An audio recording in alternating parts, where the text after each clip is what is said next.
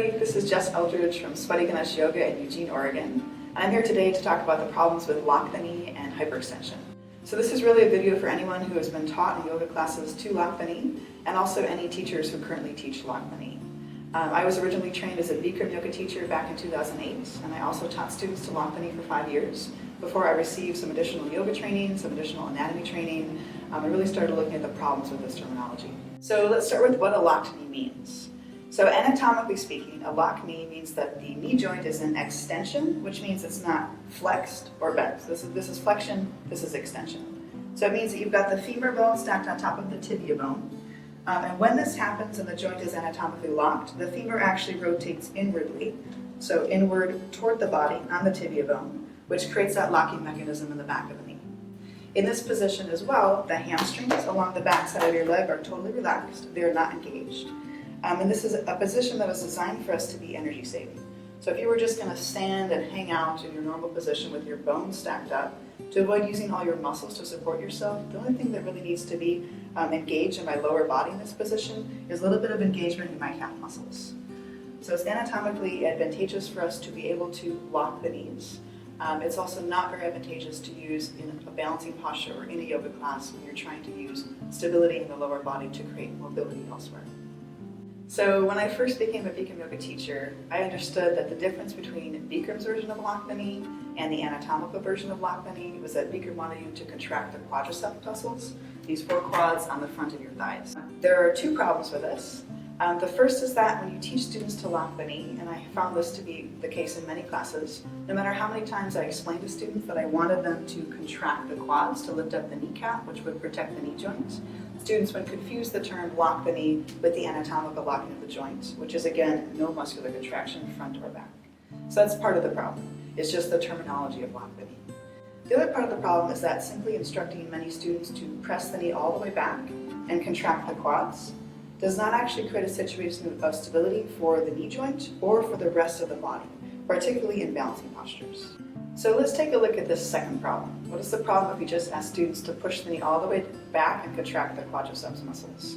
So the assumption of this being stable, even in something like a balancing pose, is that the ligaments on the back side of your knee, called the ACL, the PCL for short, they're the anterior cruciate and posterior cruciate ligaments, that these ligaments are going to prevent your leg from moving from extension into hyperextension, okay? Where the knee joint actually comes back behind the hip joint and the ankle joint. Now for some people that's true, and they actually cannot hyperextend because the ACL and PCL don't allow it. But for many students, they can hyperextend. These ligaments are lax enough to accommodate that. And the thing about ligaments is that they are thick bands of connective tissue. They are responsive to our genetics, so what we were born with, but they're also really responsive to habits and conditioning. So avid Bikram yoga practitioners who continue to lock the knee, lock the knee, lock the knee by pushing the knee back again and again can actually stretch out these ligaments over time in a way that is not very helpful. So it's not bad to have flexible or relaxed ligaments. Many of us have those. The problem is that you want to understand your body and be able to work with it really effectively in class. So from a physical standpoint, a yoga asana works on the assumption that your joints are stable so that you can promote freedom and mobility elsewhere in the body. Even when you see people doing crazy backward bends, there are a lot of joints in there that need to be stable to accommodate what the spine is doing. So it's not just about flexibility, it's really about stability of the joints, and so this has everything to do with that. There are a couple of other problems with hyperextension. One of the problems is that the hamstring muscles are entirely relaxed. So if you're talking about trying to balance on one leg, you don't want just the front part of your leg working for you, you need the entire leg working, and that includes the hamstrings along the back. So remember, if the joint is anatomically locked, or if the leg hyperextends, you can't effectively engage the hamstrings in the back, and you want those working for you. The other problem is that I have a teacher, Sarah Joy Marsh up in Portland, who likes to say, when you hyperextend, this goes for any joint in the body, you stop a conversation between the other joints. So in the case of the knee, when I hyperextend my knee, I stop an essential conversation that needs to happen between my foot and my hip joint, which includes in the hip joint the muscles of the pelvic floor and the lower belly, and for the foot it includes the arches of the feet being lifted. So if you remember that the locking mechanism of the knee joint creates a situation where the femur bone on the top of the thigh here rotates internally on the tibia. Okay, for those who can hyperextend or who create the ability to hyperextend over time through conditioning and habit, the femur bone begins to rotate even more internally. And I'm a really good example of this. I have it more on my left leg than my right leg. This is purely anecdotal, but I also see a lot of Bikram yoga practitioners who have more of this on the left leg than the right leg, potentially because we always start balancing poses on the left side, and they're often given a little bit more time and energy. My left leg can hyperextend more than my right leg, and if you look at my left knee right here and I just kind of stand normally, what you'll notice is that my left knee is actually pointing diagonally as a result of that internal rotation of the left femur. Okay? And if you look down at my foot, you'll see that my foot is pronated and the inner arch is entirely collapsed. It's going to be very difficult to balance like this. So if I started to do standing head to knee and even just contracted the quad from this position with no change in my foot, I would spend an entire 60 seconds rolling from pronation to supination to pronation to supination as my foot and my leg try to figure out what's going on and try to balance me out. I can't actually correct this problem with my knee locked because with that locked position, the femur is already rotated inwardly and I can't fix it. So to fix this, if you have this going on, you actually need to put a slight bend in your knee so that you have access to rotating the knee joint laterally or outward, which lifts the inner arch of the foot. So again, that goes from here, where it's jammed back, locked, even if I contract the quad, I push it forward a touch and I rotate it out to lift the inner arch of my foot. So your knees should line up with your second and your third toe so that the arches of your feet are active. That essential conversation can happen between the arches of my feet, all the way up my leg, into my hip joint, pelvic floor, and the lower abdominals. So this has always begged the question for me, why are people still advocating for lock the knee? And what I think is happening is that avid, long-time Bikram yoga practitioners who have really solid balancing poses and a really solid practice are, for the most part, people who cannot or do not hyperextend. So if you look at Isaac Garcia and something like standing head to knee, his leg actually looks great. The alignment is awesome. The arches of his feet are lifted. His hamstrings are actually engaged along the back of his leg, and he has that conversation happening between his foot, pelvic floor, and lower belly. Now, unfortunately, that's not the case for many of us, and it just becomes more complicated for most of us than simply a situation where push the knee back and contract the quads. These problems often result in the feeling of, why can I not do standing head to knee? I've been practicing Bikram yoga for 7 years, and I'm still having trouble. We're often met with, well, it's mental discipline and you need to work a little bit harder and focus more. That's probably part of the story. It really is.